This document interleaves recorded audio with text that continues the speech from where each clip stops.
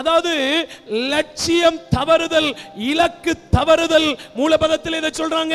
ஹமார்த்தியா, தனக்கு கொடுக்கப்பட்டிருக்கிறதான இலக்கு, தனக்கு கொடுக்கப்பட்டிருக்கிறதான வேலை, தனக்கு அனுமதிக்கப்பட்டிருக்கிறதான தேவ சித்தங்கள், இதை யார் ஒருவர் நிறைவேற்றாமல் போகிறார்களோ அவர்களுக்கு பேருதான் பாவிகள் அல்லது பாவம் செய்தார்கள். அல்லேலூயா.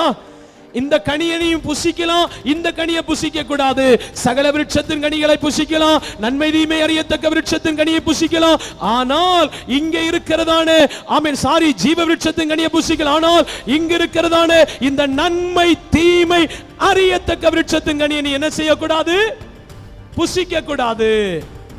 எல்லாத்தையும் புசிச்சுங்க. சகல விருட்சத்தின் கனிகள் அங்கே இருக்கிறது, ஜீவ விருட்சத்தின் கனிகள் அங்கே இருக்கிறது. எல்லாத்தையும் நான் உனக்கு அனுமதித்திருக்கிறேன். ஆனால் அனுமதித்திருக்கிறதை நீ அனுபவி. அனுமதிக்கப்படாத ஒன்றை நீ தொடவோ பார்க்கவோ பறிக்கவோ புசிக்கவோ கூடாது.